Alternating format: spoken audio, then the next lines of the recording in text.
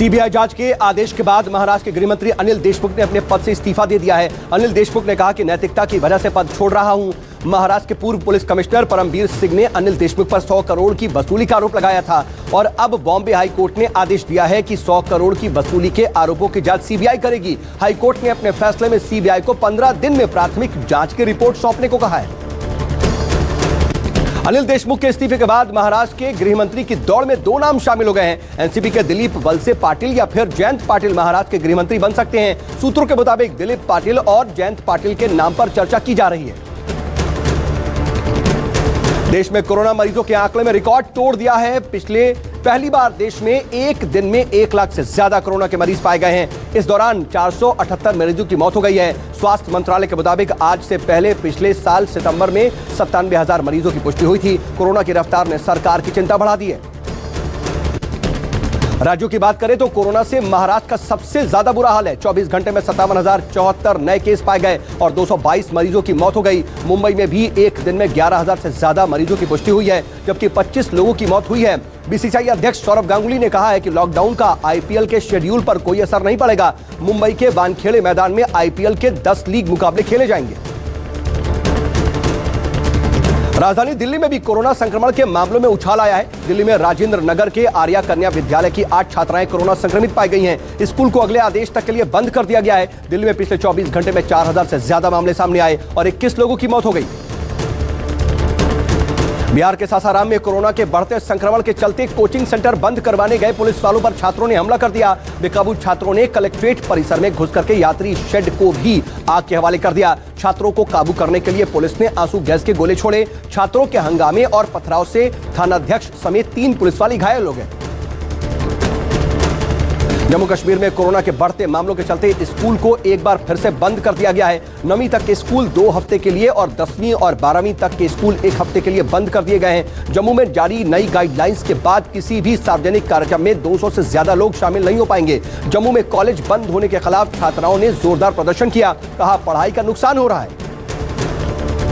PM Modi 7 अप्रैल को शाम 7 बजे परीक्षा पर चर्चा करेंगे। कोरोना महामारी को देखते हुए इस साल परीक्षा पे चर्चा कार्यक्रम ऑनलाइन किया जाएगा। परीक्षा पर चर्चा कार्यक्रम के दौरान पीएम मोदी छात्रों और शिक्षकों को संबोधित करेंगे। बता दें कि पीएम को इस बार कार्यक्रम के लिए 2 लाख से ज्यादा टीचर्स और 93,000 अभिभावकों ने कार्यक्रम के लिए रजिस्ट्रेशन कराया है।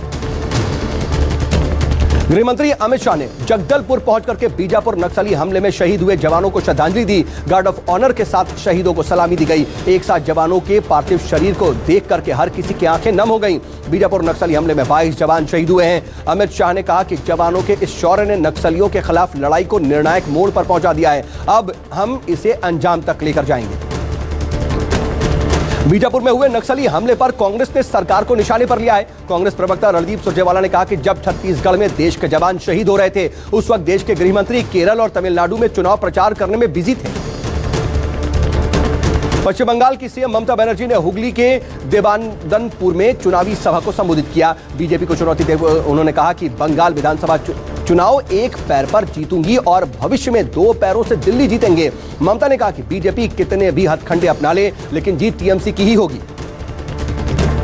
बीजेपी अध्यक्ष जेपी नड्डा ने टॉलीगंज में बीजेपी उम्मीदवार केंद्रीय मंत्री बाबुल सुप्रियो के समर्थन में रोड शो किया। नड्डा के रोड शो में समर्थकों की भीड़ उमड़ पड़ी। इस मौके पर जेपी नड्डा ने कहा कि टॉलीगंज में बाबुल सुप्रियो और बंगाल में बीजेपी की जीत तय है। 2 मई को बंगाल में बीजेपी की सरकार बनेगी। पश्चिम बंगाल में बीजेपी जोर शोर से प्रचार कर रही है। बीजेपी सांसद मनोज तिवारी ने आज कोलकाता में ऐतिहासिक हाथ रिक्शा चला करके बंगाल के हाथ रिक्शा चलाने वाले तमाम लोगों को एक मैसेज दिया। कहा ममता बनर्जी कुछ नहीं कर रही, बीजेपी की सरकार बनते ही हाथ रिक्शा चलाने वालों की हर जरूरत का ख्याल रखा जाएगा। पंजाब के रोपड़ जेल से मुख्तार अंसारी को यूपी के बांदा जेल लाने के लिए यूपी पुलिस की टीम गई है। एम्बुलेंस और वज्र वाहन समेत करीब 20 गाड़ियों के काफिले में 30 लोग मुख्तार अंसारी को लेने गए हैं। बताया जा रहा है कि जीपीएस सिस्टम से लैस व्रज वाहन से अंसारी को लाया जाएगा। जेल के एंट्री और एग्जिट पॉइंट पर सीसीटीवी कैमरे से निगरानी की जा रही है। उत्तराखंड के टिहरी में जंगल में लगी आग तेजी से फैल रही है, जिस पर काबू पाने के लिए वायुसेना के 2 हेलीकॉप्टर बुलवाए गए हैं। भीषण आग को बुझाने के लिए अब MI-17 हेलीकॉप्टर्स को लगाया गया है। MI-17 हेलीकॉप्टर्स टिहरी लेक से पानी इकट्ठा करके आग पर पानी की बौछार कर रहे हैं। जल्द से जल्द आग बुझाने की कोशिश की जा रही है। जम्मू के मराठा बस्ती में आग लगने से हड़कंप मच गया। हाहाकारी आग से कई झुग्गियां जलकर के खाक हो गई। बताया जा रहा है कि आग के भीषण लपटों ने पूरी बस्ती को अपनी जद में ले लिया और देखते ही देखते बस्ती खाक के ढेर में तब्दील हो गई। गनीमत रही कि हादसे में किसी की जान नहीं गई। गुजरात के पाटन में दो महिलाओं के बीच जमकर के हाथापाई की तस्वीरें सामने आई हैं। वीडियो में दो महिलाएं आपस में एक दूसरे से झगड़ती और मारपीट करती देखी जा रही हैं। बताया जा रहा है कि एक अज्ञात महिला ने यूनिवर्सिटी भवन में ड्यूटी पर तैनात महिला होम गार्ड का मोबाइल छीन करके तोड़ दिया। इसके बाद दोनों महिलाओं में जमकर के मारपीट होने लगी।